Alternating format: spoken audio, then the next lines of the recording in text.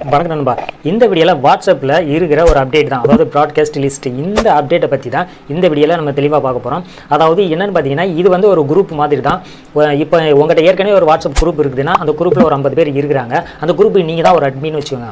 இப்போ நீங்கள் அந்த குரூப்பில் ஒரு மெசேஜ் பண்ணுறீங்கன்னா, அந்த 50 பேருக்குமே அந்த மெசேஜ் போய் சேரும். அது மட்டும் இல்லை, அந்த 50 பேர் ரீப்ளை பண்ணால் கூட அதே குரூப்பில் தான் அந்த மெசேஜும் வந்து சேரும்.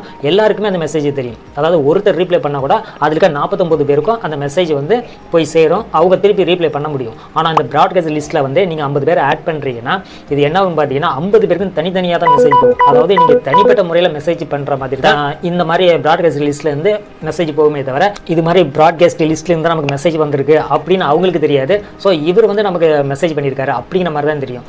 இது வந்து என்னன்னு பார்த்தீங்கன்னா, இந்த ப்ராட்காஸ்ட் லிஸ்ட்டில் வந்து ஒரு 256 பேரை நீங்கள் ஆட் பண்ணிக்கலாம். இப்போ வாட்ஸ்அப் குரூப்பாக இருந்துச்சுன்னா அதில் வந்து 1024 பேர் ஆட் பண்ணிக்கலாம். இதில் கம்மியாக தான் ஆட் பண்ண முடியும். அது மட்டும் இல்லாமல் இதை வந்து மாதத்துக்கு ஒரு 35 சம்திங் இவ்வளோ தான் மெசேஜ் பண்ண முடியும். இதுக்கு மேலே மெசேஜ் பண்ண முடியாது, லிமிட் தான் இருக்குது. இது வாட்ஸ்அப் பிஸ்னஸ் ஆப் இருக்குது பார்த்தீங்களா, அதில் வந்து நீங்கள் இது மாதிரி அதுலேயும் இது மாதிரி அப்டேட் இருக்குது. அதில் நீங்கள் மெசேஜ் பண்ணுறது வந்து ஒரு 250 மெசேஜ் ஃப்ரீயாக பண்ணிக்கலாம். அதுக்கு மேலே பண்ணிங்கன்னா 0.78 ருபீஸ் இது மாதிரி நீங்கள் பே பண்ணுற மாதிரி வரும். ஆனால் இதில் வந்து ஒரு மந்த்லி ஒரு 35 மெசேஜ் மட்டும் நீங்கள் வந்து சென்ட் பண்ணிக்கலாம். இது எதுக்காக ரொம்ப யூஸ் ஆகும்னு பார்த்தீங்கன்னா, நீங்கள் ஒரு பிஸ்னஸ் பண்ணுறீங்க, அந்த பிஸ்னஸில் இருக்கிற ஒரு பொருளை வந்து கஸ்டமர்கிட்ட வந்து தெரியப்படுத்துறீங்க. ஏன்டா இந்த அளவுக்கு ஆஃபர் இருக்குது அப்படிங்கிற, இல்லைன்னா ப்ரைஸ் இந்த இதில் இருக்குது அப்படின்னு சொல்லிட்டு நீங்கள் வந்து கஸ்டமர் வந்து தெரியப்படுத்துறீங்க. அப்படி நீங்கள் தெரியப்படுத்தும் போது ஒவ்வொரு கஸ்டமர்கிட்டையும் தனித்தனியாக நீங்கள் வந்து ப்ரைஸ் டீடைல்ஸை வந்து ஷேர் பண்ணிக்கலாம். இது வந்து குரூப்ல சொல்ல முடியாது. ஏன்னா ஒருத்தர்கிட்ட நம்ம ப்ரைஸ் சொன்னோம்னா அந்த ப்ரைஸ் அந்த குரூப்ல இருக்க எல்லாத்துக்கும் போய் சேர்ந்துடும். அடுத்ததான் ஒரு டேபிள் ஒன்று போடுறோம், ப்ராட்காஸ்ட் வெர்சஸ் குரூப். இதில் இருக்கிற டிஃபரன்ஸ் என்னன்றதை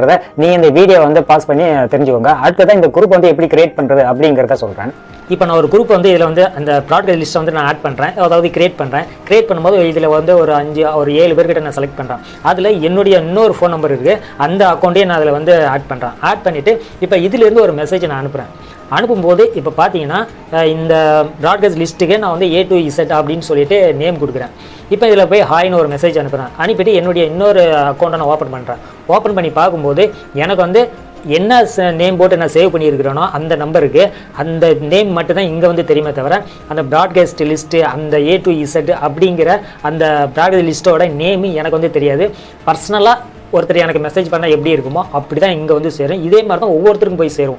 அதனால் இந்த குரூப்பில் வந்து நம்மளை ஆட் பண்ணியிருக்காங்க அப்படிங்கிறது மற்றவங்களுக்கு தெரியாது. அவங்க பர்சனலாக நமக்கு வந்து மெசேஜ் பண்ணியிருக்காங்க அப்படிங்கிற மாதிரி தான் அவங்களுக்கு அங்கே வந்து ஓகே நண்பா. இப்போ வாட்ஸ்அப்பில் இருக்கிற அந்த ப்ராட்காஸ்ட் இந்த ஆப்ஷனை பற்றி உங்களுக்கு தெரிஞ்சிருக்கும். உங்களுக்கு வேறு எதுவும் டவுட் இருந்துச்சுன்னா மறக்காம கமெண்ட்ஸ் பண்ணுங்கள்.